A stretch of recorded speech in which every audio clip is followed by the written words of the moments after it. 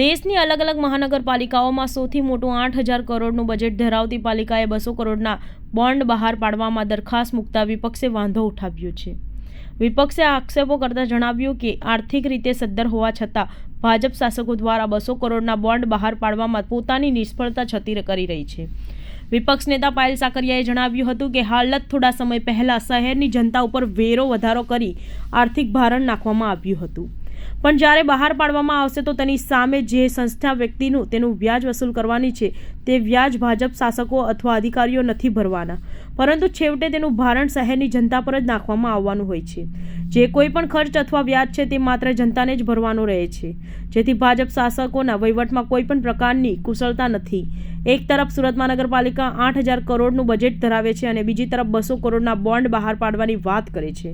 તે વાતમાં વિપક્ષ કોઈ પણ રીતે સહમત નથી। પ્રોજેક્ટ પૂરા કરવામાં અણઆવડત ધરાવતા ભાજપ શાસકો સરકારમાંથી ગ્રાન્ટ લાવવામાં પણ સફળતા રહ્યા હોય તો આ રીતે બોન્ડ બહાર પાડવાની નોબત નહીં આવી શકે। નમસ્કાર, જય હિન્દ, જય ભારત। બધાને મારા જય શ્રી કૃષ્ણ અને જય શ્રી રામ।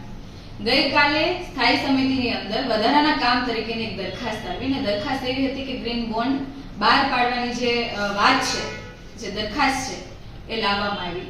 શા માટે વધારાના કામમાં લાવવામાં આવી અને ભારતીય જનતા પાર્ટીના શાસકો આ બોન્ડ 200 કરોડના બોન્ડ બહાર પાડીને પોતે વાહવાઈ લૂંટવાના પ્રયાસ કરી રહ્યા છે, પોતે ગર્વ અનુભવે છે કે ભાઈ અમે અમારી ક્રેડિટ બચાવવા માટે, અમે ક્રેડિટ બનાવવા માટે અમે 200 કરોડના બોન્ડ બહાર પાડ્યા છે ને એમાંથી અમે 6 જેટલા પ્રોજેક્ટો અમે કરીશું।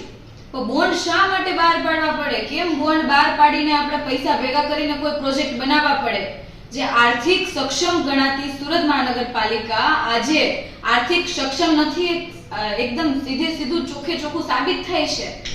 બહારથી પૈસા ઉઘરાવીને તમારે પ્રોજેક્ટો કરવા પડે એનો મતલબ એવો કે સુરત મહાનગરપાલિકાની તિજોરીનું એકદમ તળિયું આવી ગયું છે। સુરત મહાનગરપાલિકા પાસે આવો પૈસા નથી બચ્યા, જ્યારે સુરત શહેરની જનતા કરોડો રૂપિયાનો ટેક્સ પોતે વેરો સુરત મહાનગરપાલિકાને આપે છે, વેરાના સ્વરૂપે પૈસા આપે છે કે સુરત મહાનગરપાલિકાનું સંચાલન વ્યવસ્થિત કરીને અને યોગ્ય પ્રોજેક્ટો, યોગ્ય વિકાસના કામો અને પ્રાથમિક સુવિધાના કામો કરી શકે, પરંતુ એકદમ નિષ્ફળ નીવડેલા ભારતીય જનતા પાર્ટીના શાસકો એ પોતાનું મેનેજમેન્ટ નથી કરી શક્યા, સુરત મહાનગરપાલિકાના કાર્યોનું અને એમના પૈસાનું વહીવટનું મેનેજમેન્ટ નથી કરી શક્યા। એના કારણે આજે 200 કરોડના બોન્ડ બહાર પાડવાની ફરજ આવી પડી છે।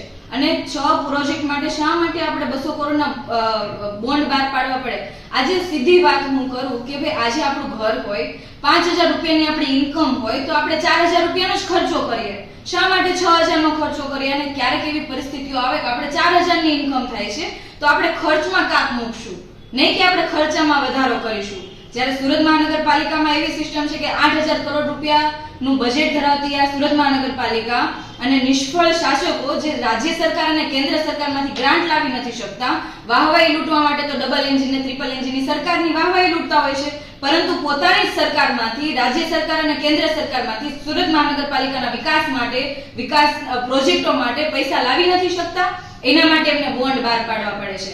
અને આજે હું આ વિડીયોના માધ્યમથી સુરત શહેરની જનતાને હું આ નિષ્ફળ શાસકો જે વહીવટ કરી રહ્યા છે, જે આપણા બધાના રૂપિયા કઈ રીતના વેડફી રહ્યા છે એ આ બોન્ડ બહાર પાડીને દર્શાવે છે। સુરત મહાનગરપાલિકા એક સમયે આર્થિક અને સક્ષમ પાલિકા કહેવાતી હતી કે જ્યારે સુરત મહાનગરપાલિકા પાસે એમની સેવિંગ પડી રહેતી હતી, જ્યારે આજની તારીખમાં સુરત મહાનગરપાલિકાનું જે તળિયું આવી ગયું છે, તેજોરીનું તળિયું આવી ગયું છે, એ કોના કારણે? તો આ જે વહીવટી તંત્રની નાકામયાબી છે, વહીવટી તંત્રને વહીવટ કરતા નથી આવડતું, અને બીજું કે શાસકોને પણ યોગ્ય કુશળતા ભર્યો છે વહીવટ કરવો જોઈએ, વહીવટ કરતા નથી આવડતું।